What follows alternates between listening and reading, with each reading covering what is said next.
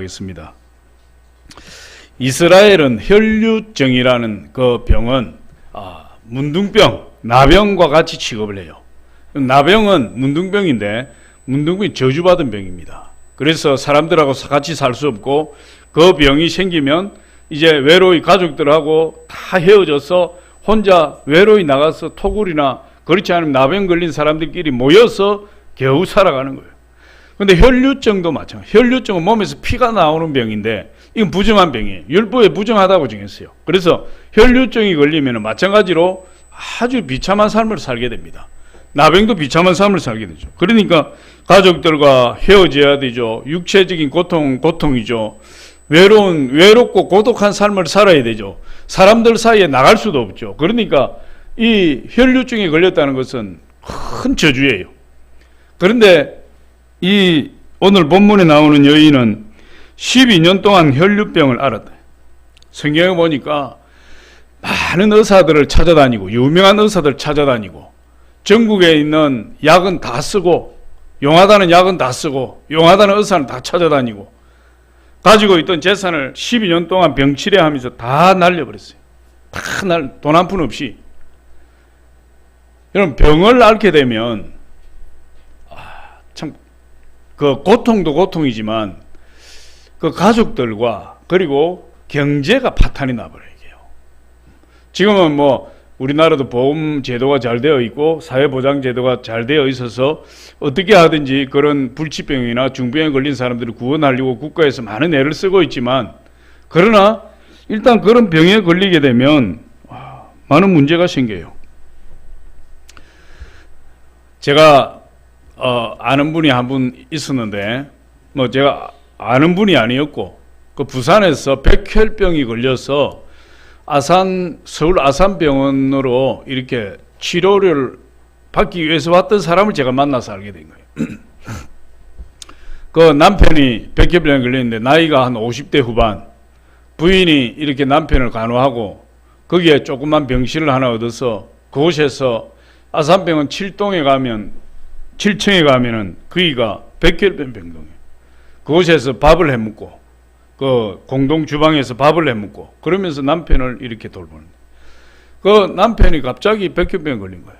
여러분 백혈병이라는 것은 어릴 때 걸리는 게 아니에요. 나이 먹어서 걸리는 것도 아니고 이건 백혈병은 50이 돼서 걸릴 수도 있고 60이 돼서 걸릴 수도 있고 20, 30대에 걸릴 수도 있고 어릴 때 걸릴 수도 있고 그런데 언제든지 걸릴 수 있는 게 백혈병이에요. 이 혈액암이에요 이게. 그런데 이분이 이제 백혈병에 걸린 수술 받는 수밖에 골수 이식을 받아서 치료받는 길밖에 없어요. 근데 이제 골수를 조사하다 골수 기증한 분들 쭉 조사하다 보니 일본의 한 사람이 일본 사람인데 골수가 딱 맞아요. 그래서 수술 받게 된 거예요. 그래서 수술 날짜를 정하고 이분이 부산에서 이제 올라와서 이렇게 조그만 병실을 얻어서 그곳에서 몸을 이제 수술을 받도록 컨디션 조절하는 겁니다. 근데 이게 얼마나 예민하든지 이 질병이 얼마나 예민한지 조금만 조건이 안 맞다면 몸이 조금만 문제가 생기면 수술이 연기해요. 수술을 연기하게 돼요. 근데 그걸 한 번 연기하고 또 두 번 연기하고 세 번 몇 번을 연기를 했는데 근데 이 환자가 수술을 받으려고 준비를 하면 골수 기증자도 똑같이 준비를 해야 돼요. 골수 기증자. 그러니까 보통 일이 아니에요. 골수 기증하는 게 그냥 막 가서 골수를 빼가지고 보관했다가 이렇게 환자에게 투여하는 것이 아니고 수술 받는 날짜에 둘이 똑같이 수술을 받아요. 같은 침대에 누워가지고. 그러니까 이 골수 기증자도 보통 일이 아니에요. 그 모든 스케줄에 맞춰야 되니까. 그리고 자기 몸을 최상으로 만들어야 됩니다. 그런데 이 환자가 예민하니까 수술 받는 날짜가 연기가 되고 몇 번 연기되다 보니까 이 일본 기증자가 골수 기증을 포기해 버렸어요. 그 이제 실제 제가 만난 그 부산의 그 사람 환자에 해당되는 일이다. 그러니까 그때 이제 제가 이제 그분을 만나게 되었는데 그 뭐 얼굴이 새카매졌어요. 얼굴이 새카매지고 소망이 없으니까 이제 꿈도 없고 소망이 없으니까 죽을 날만 기다려. 언제 이게 골수, 뭐 백혈구 수치, 적혈구 수치가 떨어지기 시작하면 그냥 가는 겁니다. 이게. 그런데 그 대화를 나누는 중에 그런 이야기를 해요. 자기 백혈병 발병한 지 5년 되었는데 1억을 까먹었다. 병원비로. 수술도 받지 못하고 1억을 까먹었어. 이제 골수 기정을 받지 않으면 더 이상 소망도 없고 돈은 돈대로 다 날리고 어떻게 해야 될지는 모르겠다.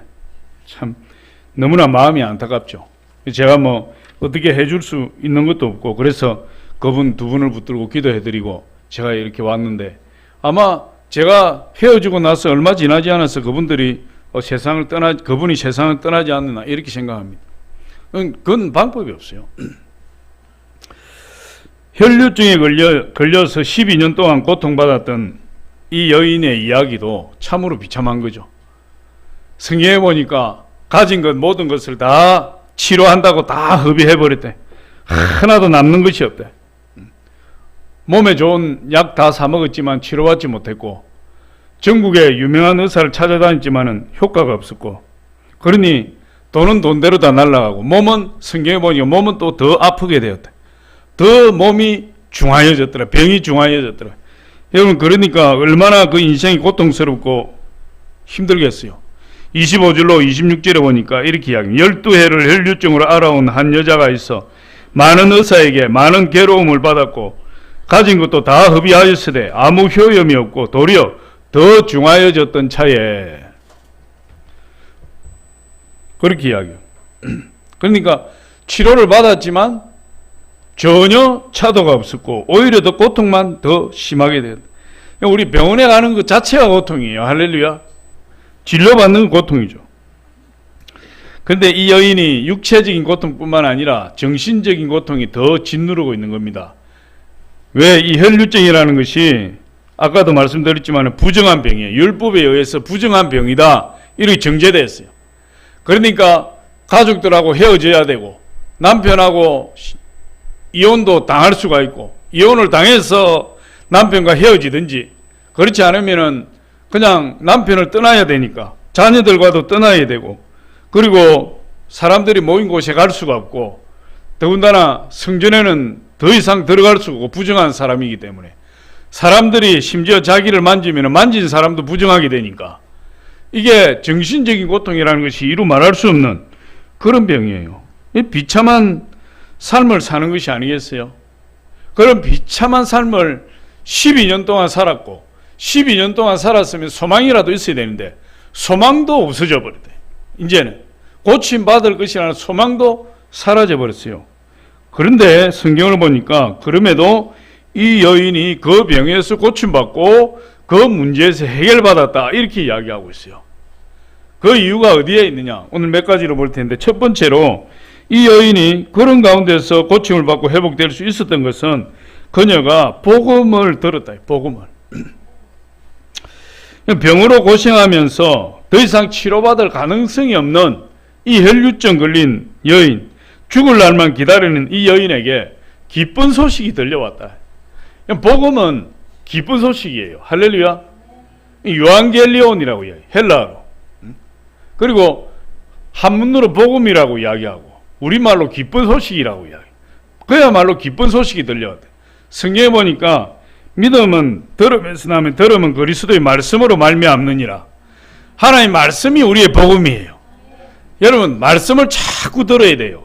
이렇게 예배에 참석해서 하나님 말씀 듣고 새벽 예배에 나와서 하나님 말씀 듣고 수요 예배 나와서 하나님 말씀 듣고 철야 예배 나와서 하나님 말씀 듣고 하나님 말씀을 자꾸 들으면 그 말씀이 믿음이 생기고 그 믿음이 생기면 소망이 생기고 꿈이 생기고 그 꿈이 생기면 성령이 역사하셔서 그 꿈대로 이루어질 수 있는 역사가 일어나는 거예요. 복음이 있어야 돼요. 복음을 들어야 돼요.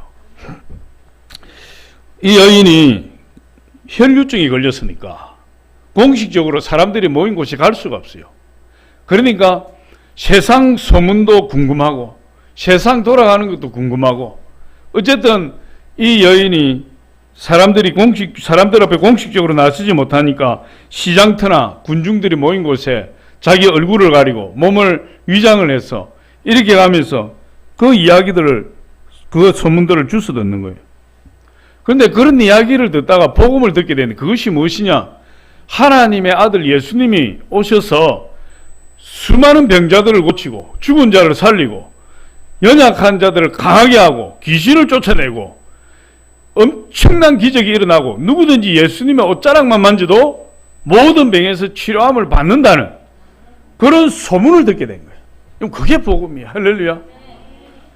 이 여인이 절망에 빠졌던 이 여인이 그 소식을 듣는 순간에 절망과 좌절로 짓누르고 있던 가슴에 소망이 생기고 희망이 생긴 거예요.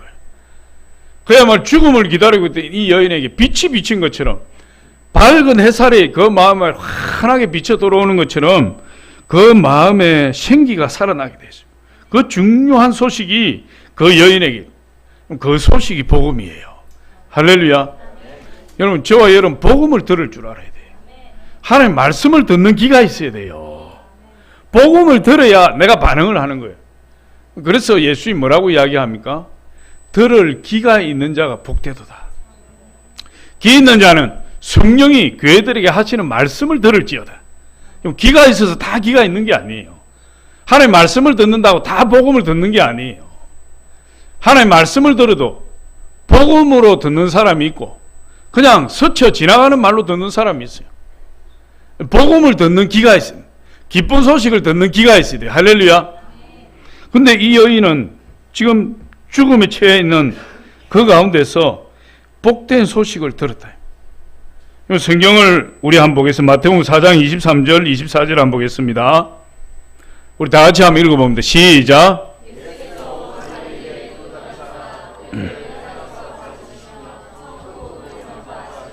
백성 중에 모든 병과 모든 약한 것을 고치시니 그의 소문이 온 수리아에 퍼진지라. 사람들의 모든 앓는 자, 곧 각색병에 걸려서 고통당하는 자, 귀신 들린 자, 간질하는 자, 중풍병자들을 데려오니 그들을 고치시더라. 이렇게 귀신을 쫓아내고 병을 고치고 문제를 해결하는 그 하나님의 아들 예수님의 소문이 온 각처에 다 들렸대. 그 소문이 온 세상에 퍼졌는데 그 소문을 누가 들었느냐? 이 혈류증 앓는 여인이 들었다. 할렐루야. 그럼 그 소문을 들은 사람이 혈류증 걸린 여인뿐만이 아니라 그 외에도 수많은 사람이 들었을 거예요. 수많은 사람이 들었어도 그 소리를 스쳐 흘려버리는 사람이 있고 그 말씀을 복된 소식으로 콱 붙드는 사람이 있고, 여러분 하나님 말씀이 매 주일마다 매 예배마다 선포되고 있지만 그것을 복된 하나님 말씀으로 콱 붙드는 사람이 있고 그것을 다 흘려보내는 사람이 있어요. 복음을 들을 수 있는 귀가 있어요. 할렐루야. 여러분, 이 여인이 그 소문을 듣고 수리아 각처에 퍼져 있는 그 소문을 듣고 이 여인이 기쁨이 넘쳤다. 기쁨이. 그 소문이 이 여인에게는 복음이에요. 유앙겔리온이에요.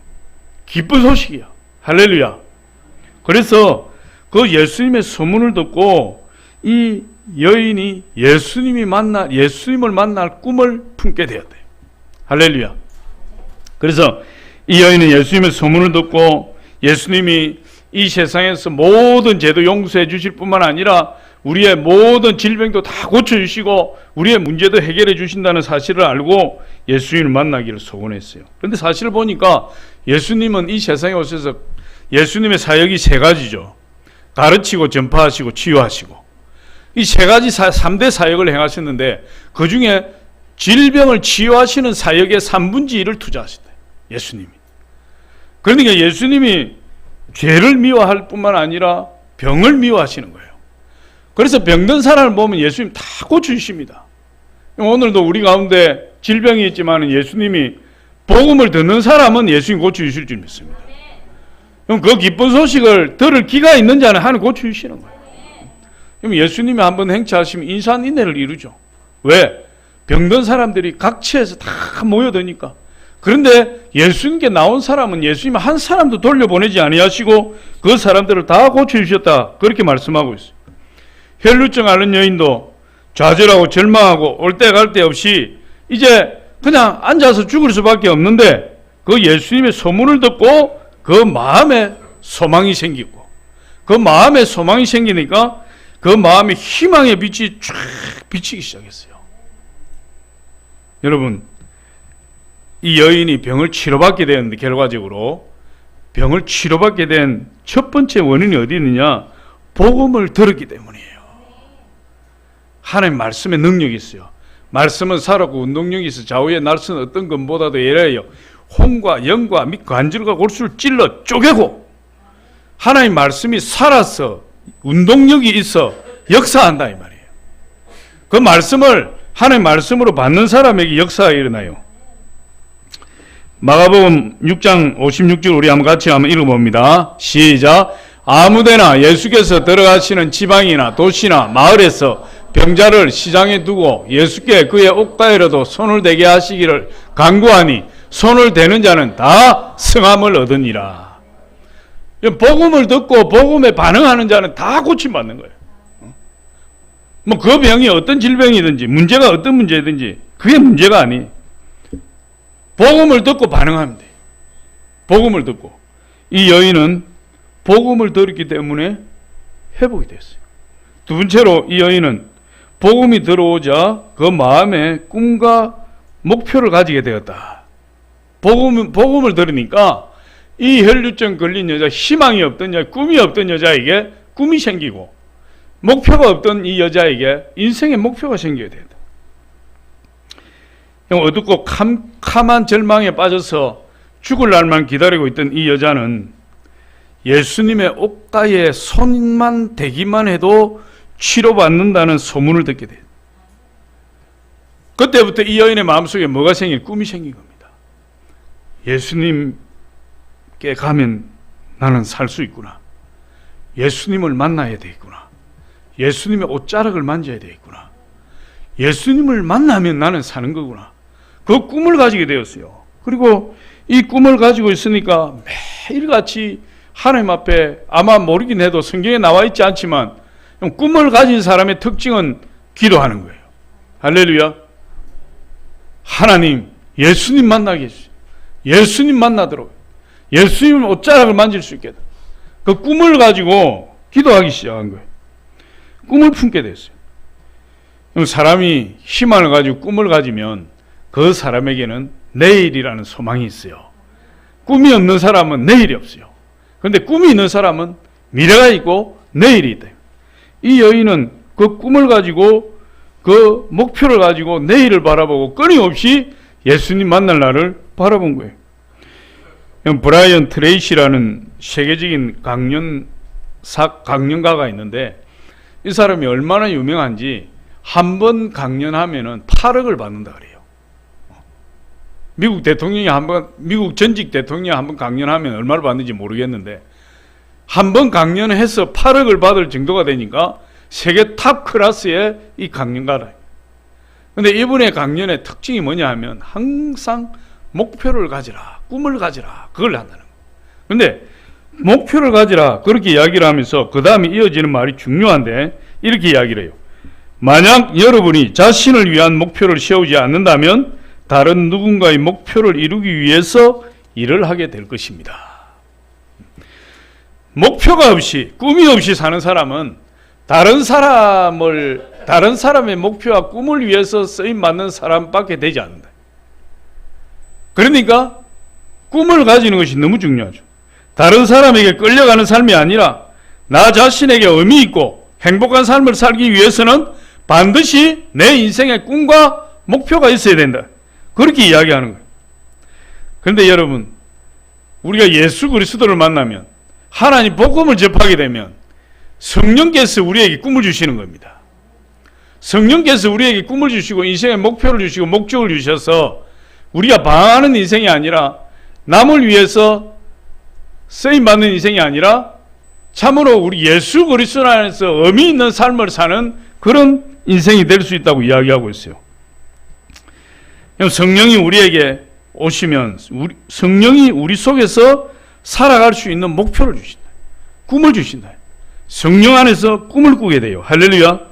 그 꿈을 저와 여러분이 꾸셔야 돼요. 이 혈류증 걸린 여자는 그 복음을 듣고 나서 꿈을 가지게 되었어요. 나는 예수님을 만나면은 반드시 나을 수 있다. 예수님을 만나야 된다. 그 목표와 자기가 깨끗하게 나았다는 그 꿈을 가지고 끊임없이 예수를 만나기를 소원했던 겁니다. 그녀가 그 꿈을 가지고 예수님께 나가서 예수님 옷자락을 만지게 되었는데, 꿈을 가지고 있는 사람은 장애물을 극복해요. 꿈이 없는 사람은 조그마한 힘든 일만 있어도 좌절하고 포기하고 주저앉아 버립니다. 근데 꿈이 있는 사람은 어떤 장애물이 있어도 그 장애물을 뛰어넘고 극복할 수 있어요. 여러분, 이 12년 동안 혈류증 걸렸다. 여러분, 피가 빠져나가는 병이에요. 아마 얼굴이 창백하게 되고 피가 모자라서 이렇게 서 있으면은 빈혈이 와서 어지러워서 서 있지도 못하고, 몇 걸음 걸으면 힘이 다 빠져서 주저앉아야 되고, 몇 걸음 가다가 쉬어가야 되고, 그 정도로 병약한 여인인데, 여러분, 예수님이 한번 행차하시면 예수님이 그냥 혼자서 딸래딸래 이렇게 걸어가시는 분이 아니에요. 예수님 그런 분이 아니다. 얼마나 유명한지 몰라요. 예수님이 행차하시면 12제자가 예수님을 호위하죠.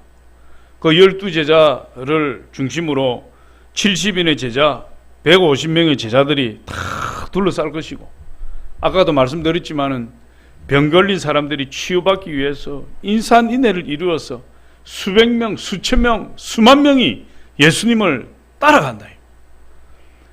성한 사람, 건장한 사람도 잘못하면 밟혀 죽을 판인데, 그 12년 동안 혈류증 알아서 힘없이 빈혈이 그냥 서 있지도 못하는 그 여인이 어떻게 그 예수님께 나갈 수가 있겠어요?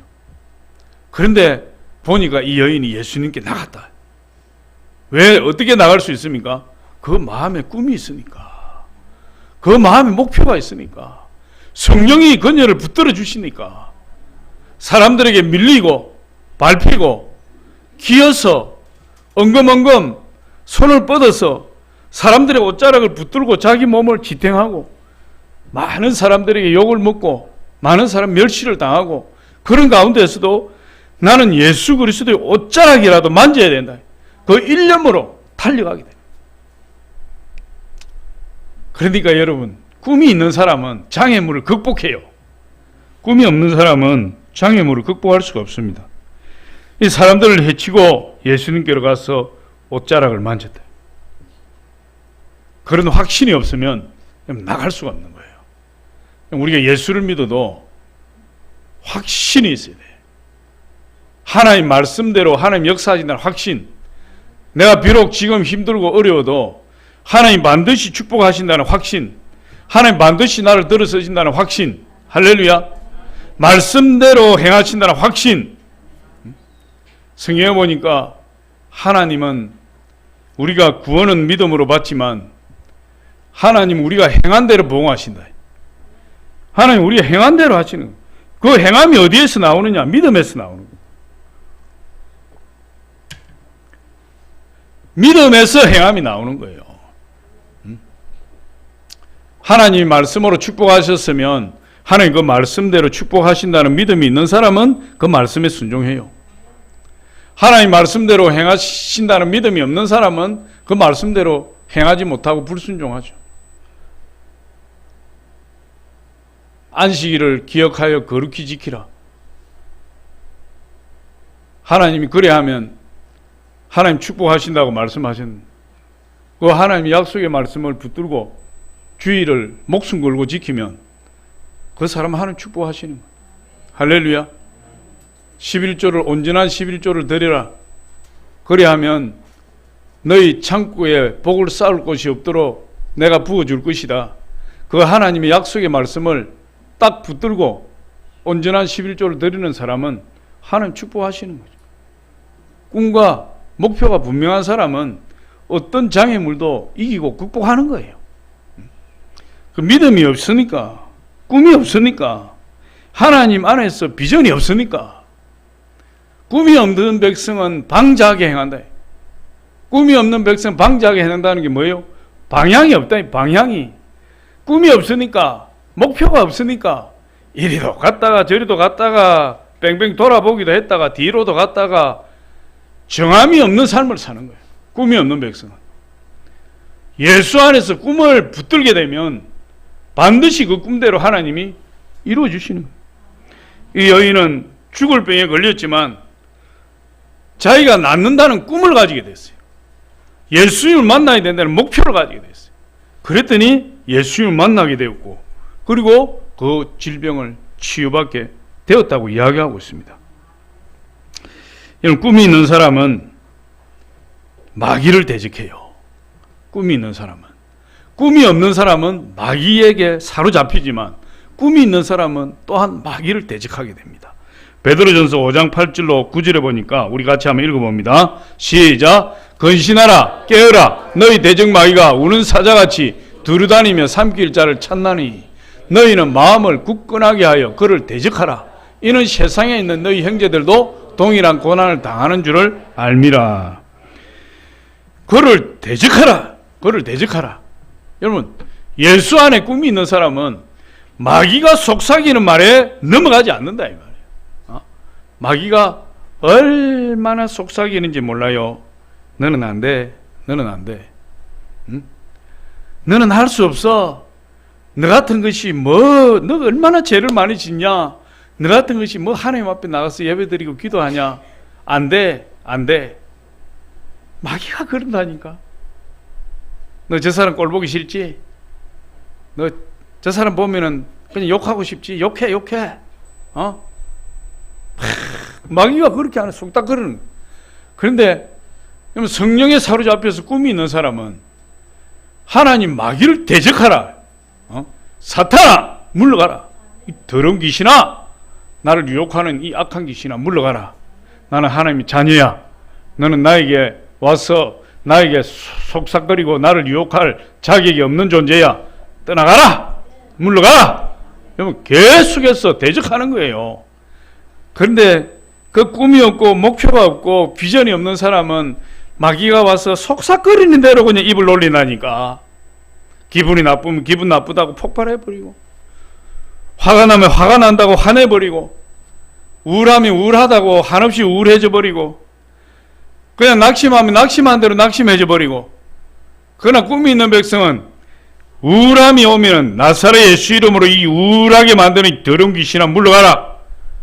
그러면 우울함이 떠나가 버리고, 그냥 낙심해서 주저앉아 있으려 치면은 예수 이름으로 이 낙심케 하는 악한 귀신아 물러가라. 그럼 낙심이 물러가고. 저는 아침에, 지금은 뭐 그런 게 많이 없지만 예전에는 아침에 일어나면은 원인도 이유도 없이 그냥 우울해지는 거예요. 여기도 그런 분이 있는지 모르겠다. 이유도 원인도 없이 우울하고 그냥 하루가 그냥 우울해져. 이게요. 그러면은 그 날이 하루 종일 우울한 날이에요. 우울한 날. 그런데 성령이 깨달음을 주시는데, 여러분, 그런 날 거울을 보고 마귀를 대적하고 나를 축복하는 거예요. 할렐루야. 나를 우울하게 만드는 이 더러운 귀신아, 나는 우울할 이유가 없어. 예수 이름 물러가라. 나는 하나님의 아들이야. 나는 하나님 자녀야. 조근준, 너는 오늘 좋은 날이야. 너는 성공해, 승리해, 잘생겼어, 멋져. 거울 보고. 할렐루야. 그런데 내가 입을 열어서 그 말을 하는 순간 우울함이 다 사라져버리고 내 안에서 기쁨이 넘쳐나게 돼요. 한번 해보시기 바랍니다. 내가 거짓말을 하는지 안 하는지. 내 입으로 한번 마귀를 대적해버리면 그냥 떠나가버려요. 깨끗이 떠나가버려요. 여러분, 성경에 보니까 마귀는 끊임없이 우리를 따라다니면서 죽이고 도둑질하고 멸망시킨다. 그런데 죽이고 도둑질하고 멸망시키는데 그 마귀를 대적해야 된다. 여러분, 아까 베드로전서 5장 8절로 9절에도 이야기하고 있지만은 야고보서 4장 7절도 마찬가지. 한번 보여주세요. 같이 하면 시작. 그런즉 너희는 하나님께 복종할지어다 마귀를 대적하라. 그리하면 너희를 피하리라. 여러분, 우리에게 부정적인 생각이 들어오는데 왜 그 부정적인 생각을 자꾸 받습니까? 그 마귀가 주는 건데. 패배적인 생각을 자꾸만 부어주는데 왜 그 패배적인 생각을 받습니까? 그 마귀가 주는 건데. 마귀를 대적하라. 그래야하면 너희를 피하리라. 할렐루야. 대적을 안 해서 그런 거예요. 여기 에베소서 6장 1절에도 보니까 마귀를 대적해라. 우리 한번 봅니다. 시작. 자녀들아, 주 안에서 너희 부모에게 순종하라. 이거 이게 10절 같은데 이랬습니다. 마귀의 관계를 능히 대적하기 위하여 하나님의 전신갑주를 입으라. 마귀의 괴계를 대적해라 이 말이야. 대적해라. 하나님의 전신갑주를 입으라. 마귀를 대적하라. 할렐루야. 여러분, 우리가 마귀를 대적해야 돼요. 어떤 사람이 마귀를 대적합니까? 성령이 하나님이 주시는 꿈과 비전을 있는 사람이 마귀를 대적할 수 있다. 꿈이 없는 사람은 마귀를 대적 못해요. 목표가 없는 사람은 마귀를 대적 못해요. 꿈이 없는 백성은 방자하게 행한다. 되는 대로 산다 이 말이에요. 근데 이 혈류증 걸린 여자가 회복된 것은 복음을 받고 그 마음에 꿈과 목표가 생겼기 때문에. 세 번째로 보니까 이 혈류증 걸린 여인이 회복된 것은 복음을 받고 나니까 생각이 바뀌었다. 긍정적인 생각으로 바뀌었다. 옷자락에 손만 대어도 낫겠다는 생각이 얼마나 훌륭한지 몰라요. 왜 훌륭하냐? 여러분, 사람의 운명은 생각대로 된다. 생각대로. 할렐루야. 생각이 죽겠다, 못 살겠다, 그러면 죽는 거예요. 못 사는 거예요. 사람이 이런 생각이 들어와요. 내가 하나님의 말씀 때문에 참다가 막 참았어요. 참았는데 그 참기는 참았는데 그 마음속에 이런 생각이 들어올 때가 있어요. 저 사람이 나를 이렇게 무시하고 나를 괄시하는데 내가 지금까지 참았지만 앞으로 한 번 더 그러면 안 참아버릴 거야. 그러면은 그 다음에 폭발해버려요. 그게 생각대로 됩니다. 생각대로. 생각이 얼마나 중요한지 몰라. 근데 이 여인의 생각이 훌륭한 것은 내가 예수님 옷자락에 손을 만지면 나는 나을 거야. 그 생각을, 긍정적인 생각을. 그래서 성경에 보니까 무릇 지킬 만한 것보다 더욱 내 마음을 지키라. 생명의 근원이 이에서 남이니라. 죽고 사는 것이 어디에서 나느냐? 우리 생각에 있다. 마음의 생각에. 할렐루야. 생각을 잘 먹어야 돼요. 생각을 잘못 먹으면 살인도 하고, 생각을 잘못 먹으면 자기 자신을 죽이기도 하고, 생각을 잘못 먹으면 온 자기 주변에 있는 가까운 가족들을 다 구렁텅이에 빠뜨리기도 하고, 생각을 잘 먹으니까 죽을 사람을 살리기도 하고, 생각을 잘 먹으니 자기도 살리고 온 가족도 다 살리고. 버저께 보니까 대전인가 어디에서 40대 가장이 자기 부인하고 두 딸을 그냥 약 먹여서 죽여버려. 그리고 자기도 자살하려고 했는데 그 참 나쁜 놈이요. 자기는 죽지도 않고 적당한 약을 먹은 것 같아. 내가 보니까 적당하게. 죽으려면 자기가 제일 많이 먹어야지. 그 자기 부인하고 두 딸 죽여버렸어요. 생각을 잘못 먹으니까. 이런 말이 있잖아요. 죽을 용기가 있으면 살아라. 그 용기를 가지고 살아라. 살아야지 왜 죽습니까? 근데 생각을 잘못 먹으면 죽는 거예요. 마귀가 생각을 집어넣어버리면, 마귀가 가룟 유다 마음속에 생각을 집어넣어. 예수를 팔려는 생각을 집어넣어. 그랬더니 유다가 예수를 팔아버린 거예요. 저주받았어. 목매달아 죽고 몸이 곤두박질 쳐서 창자가 터져서 죽어버린다.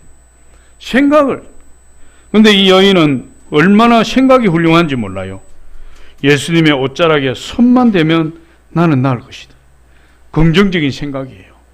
아주 적극적인 생각이에요. 할렐루야. 저와 여러분이 생각을 잘해야 됩니다. 모든 일에 생각이 건전해야 돼요. 생각이 건강해야 돼요. 생각이 불순하면 그 인생이 불행하게 돼요. 예수님의 옷에 손을 대면 낫는다는 것은 일반 상식으로는 있을 수 없는 일이에요. 어떤 사람 옷에 손 대는데 낫는다. 일반 상식으로 맞지 않는 일이에요. 그런데 꿈을 가지게 되니까, 복음을 듣고 꿈을 가지고 믿음을 가지게 되니까 일반 상식은 통하지 않지만 하나님 말씀 안에서 옷자락을 만지면 낫는다는 그 믿음이 생기고 꿈을 가지고 그 믿음대로 행하니까 성령께서 동행하셔서 성령이 도와주셔서 그 옷자락을 만지니까 성령의 역사로 깨끗이 치료함을 받아버렸다. 그렇게 해요. 광야에서 놋뱀을 만들어서 그 놋뱀을 쳐다보면 다 살리라. 놋뱀을 쳐다본 사람 다 살았대. 나을 것이라는 꿈을 가지고 그 뱀에 물려서 퉁퉁 몸이 부어서 뱀독이 온몸에 퍼져서 그야말로 죽어가던 사람들이 놋뱀을 바라보며 살 거라는 꿈을 가지고 쳐다본 사람 다 살았고, 하나님 말씀을 기준으로 흘려버리고 쳐다본다고 사냐? 그러면서 쳐다보지 않은 사람 고통 가운데 다 죽었다고 그랬어요. 우리가 항상 긍정적인 생각을 가져야 돼요.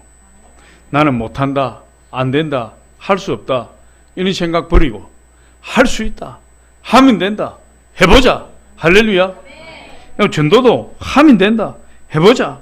꿈을 가지고 바라보고 믿음으로 나가면 안 되는 일이 없어요. 왜? 우리 예수 그리스도 안에 있으니까. 예수님이 성령으로 우리를 도와주시니까. 할렐루야. 우리가 이루어진 모습, 꿈이 이루어지면 얼마나 좋아요. 여러분, 내 꿈이 이루어진 모습을 바라보고 그 모습을 가슴에 품고 상상하고 하나님 앞에 기도할 때 여러분, 우리 마음이 뜨거워지고 믿음이 더 굳건해지고 믿음이 강력해져서 긍정적인 마음, 긍정적인 생각, 긍정적인 꿈, 긍정적인 믿음이 생겨나고 하나님이 결국은 기적의 손을 움직여서 우리에게 놀라운 역사가 일어나게 해주시죠. 항상 긍정적인 생각을 해야 돼요. 이 여인은, 이 혈류증 걸린 여인은 이렇게 아마 생각했을 거예요. 걸어가면서도 생각하고, 밥을 먹으면서도 생각하고, 어지러워서 누워있음에도 생각하고, 무슨 생각을 했느냐? 예수님의 옷자락을 만지기만 하면 나는 나을 것이다. 예수님의 옷자락을 만지기만 하면 나는 나을 것이다. 하나님, 예수님 만나게 해주세요. 예수님 옷자락을 만지면 치료해 주세요. 예수님 옷자락을 만져야 돼. 예수님 옷을 만지면 나을 거야.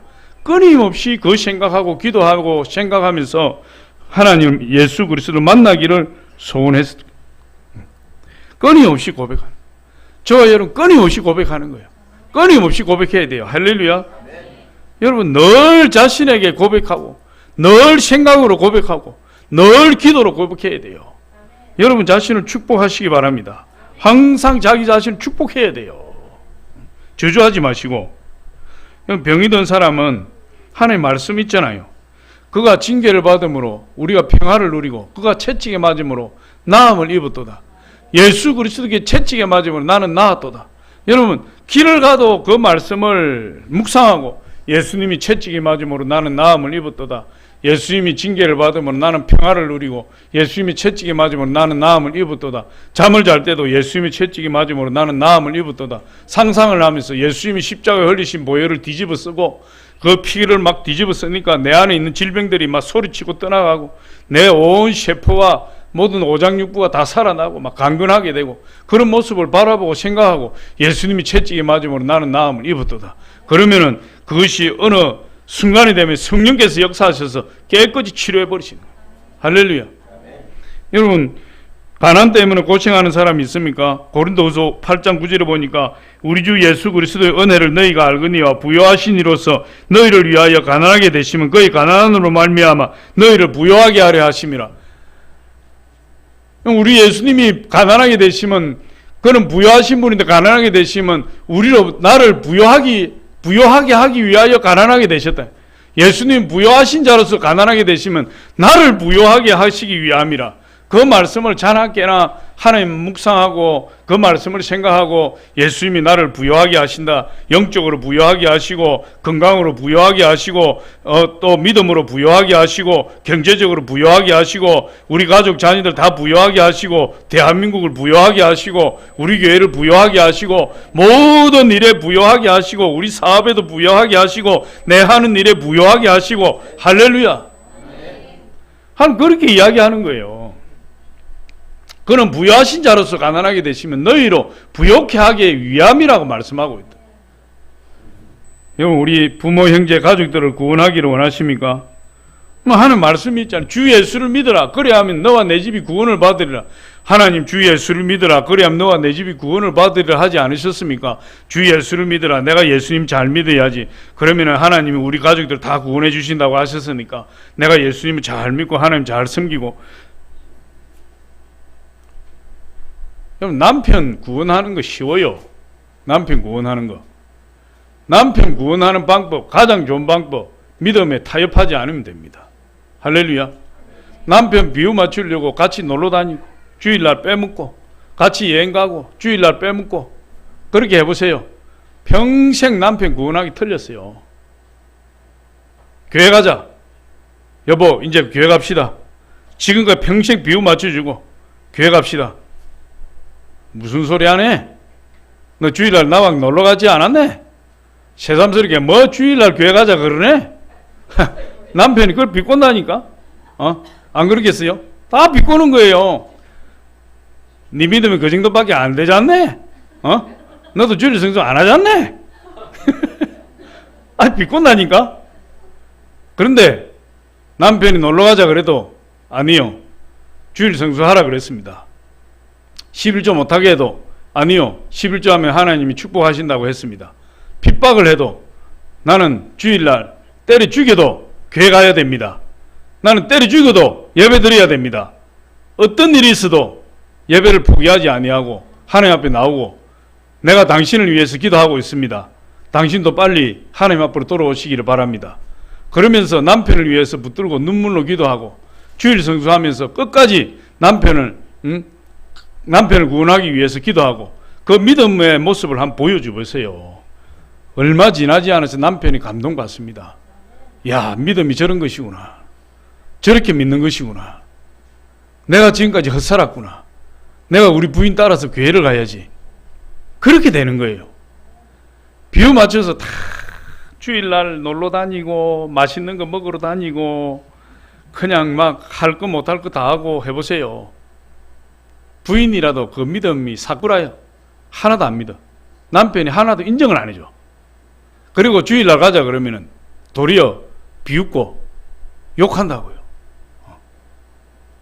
그러니까 우리가 믿음의 고백과 그리고 이 하나님 말씀에 굳게 서서 하나님 믿음 말씀에 대한 양보를 하지 말아야 돼요. 끝까지 그걸 지키고 나가야 돼요.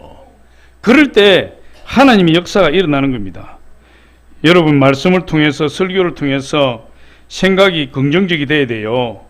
그냥 우리가 입술로 말한 보통 말들도 그 말이 그냥 떨어지지 아니하고 열매를 맺는다고 했는데 하나님의 말씀이 한번 선포가 되면 하늘에서 비가 내리면 그 비가 땅에 스며들어서 사라지는 것 같아도 그 비가 사라지지 아니하고 식물을 키워서 열매를 맺는 것처럼 하나님 말씀이 한번 떨어지면 그 말씀이 선포된 대로 이루어지고 그냥 하나님께로 돌아가는 법이 없다 그랬어요. 하나님 말씀 반드시 이루어진다. 그 하나님의 약속의 말씀을 우리가 붙들고 그 말씀대로 살아가면 우리 생각이 하나님 말씀에 사로잡히고 우리 믿음이 하나님 말씀에 사로잡히고 우리 마음이 하나님 말씀에 사로잡히면 여러분 그 사람은 기적이 일어나는 거예요. 여러분 친구를 사귀어도 잘 사귀어야 돼요. 믿음이 좋은 친구를 사귀어야 되고 항상 긍정적인 말을 하는 사람을 사귀어야 된다고요. 어떤 사람은 부정적인 이야기하고 남 욕하고 이런 사람은 골라서 사귀어. 왜 그런 줄 아세요? 그 사람 마음속에 마귀가 들어있어서 그래요. 그 사람도 똑같은 사람이라 그래요. 그리고 끼리끼리 유유상종 그렇게 이야기하잖아요.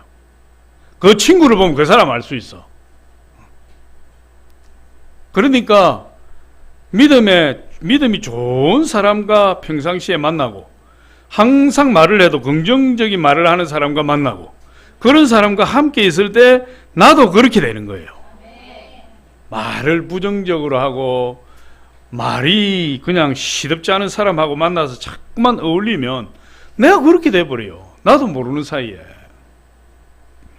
우리 손흥민 선수가 이제 군대 면제를 받게 되었는데 내가 한 가지 걱정되는 게 있더라고.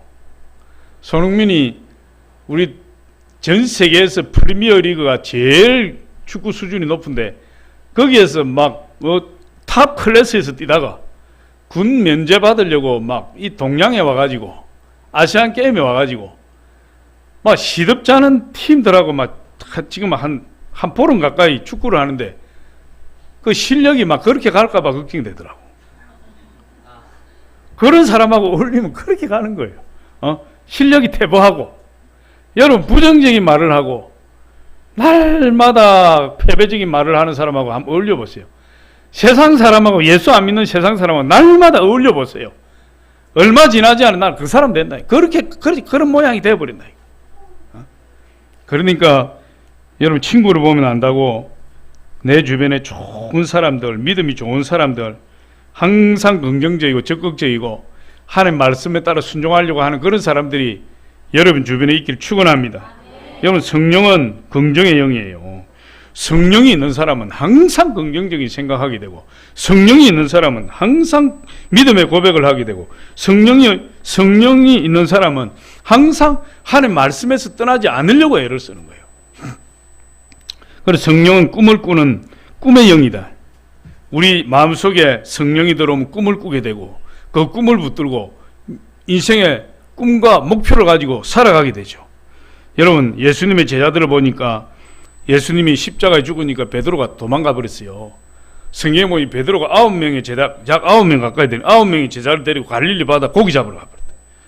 고기 잡으러 갔는데, 여러분, 오순절 날 마가의 다락방에 성령을 받고 나니까 그들에게 꿈이 임한 거예요.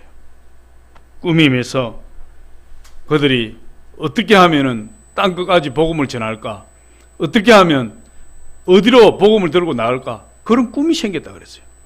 여러분, 우리가 성령을 받게 되면 방언을 말하고 은사들이 임해서 많은 하나님의 능력이 임하지만은 그것이 다가 아니에요. 진짜 성령을 받은 사람은 꿈이 생기는 거예요. 나는 성령을 받고 내 마음에 꿈이 생겼다. 꿈이 생겨야 돼요. 어떤 꿈이 생깁니까? 내가 하나님을 위해서 어떤 사람을 될 것인가? 내가 하나님을 위해서 어떤 일을 할 것인가? 그 성령을 받은 사람에게 생기는 꿈은 진짜 꿈이에요. 내가 성령을 받았는데도 꿈이 없다. 여러분, 성령을 다시 받아야 돼요. 성령 재충만 받아야 돼요. 요엘서 2장 28절 29절에도 보니까 우리 같이 한번 읽어봅니다. 시작. 그 후에 내가 내 영을 만민에게 부어주리니 너희 자녀들이 장래 일을 말할 것이며 너희 늙은이는 꿈을 꾸며 너희 젊은이는 이상을 볼 것이며 그때에 내가 또 내 영을 남종과 여종에게 부어줄 것이며, 앞에 한번 보이시죠. 앞에 전부 꿈이 임한다. 성령이 임하면. 성령이 너희 자녀들이 장래 일을 말할 것이며 꿈이에요. 너희 늙은이가 꿈을 꾸며요. 꿈이에요. 너희 젊은이는 이상을 볼 것이며 꿈이에요. 성령이 임하면 꿈이 임하는 겁니다. 할렐루야. 내가 하나님을 위해서 어떻게 살 것인가? 어떻게 내가 복음을 전할 것인가? 어떻게 내가 예수의 증인이 될 것인가? 내가 예수의 증인이 되기 위해 어디로 갈 것인가? 무엇을 할 것인가? 그 꿈이 생기는 거예요. 그래서 성령이 오시고 난 다음 제자들의 마음에 꿈이 생깁니다. 온 예루살렘과 유대와 사마리아 땅끝까지 이런 말씀을 전가하는 꿈을 받고 그 꿈을 가지고 전 세계로 퍼져나가서 복음을 전파하고 결국 복음을 전하다가 순교하고 다 죽게 돼요. 성령이 임하면 꿈이 임해요. 오늘 이 혈류증 걸린 여자 보니까 그 불치병에서 죽을 수밖에 없는 병, 절망의 병에서 고침받고 회복되었는데 첫 번째로 그녀가 복음을 들었다. 하나님의 복음을 들을 수 있는 귀, 성령이 교회들에게 하시는 말씀을 들을지어다. 귀 있는 자는 성령이 교회들에게 하시는 말씀을 들을지어다. 말씀을 듣는다고 다 귀가 아니에요. 소리를 듣는다고 다 귀가. 말씀을 들을 수 있는 귀가. 두 번째로 보니까 복음을 듣고 나니까 마음에 꿈과 목표가 생겼다. 세상 꿈과 목표가 아니에요. 성령 안에서 꿈과 목표를 가지고. 그리고 세 번째로 보니까 복음을 듣고 나니까 마음이 항상 긍정적이 돼요. 긍정적인 말을 하고 긍정적인 생각을 가지고 그랬더니 예수님을 만나서 깨끗이 치료받고 기적을 체험하는 역사가 일어나게 된 것입니다. 기도하겠습니다.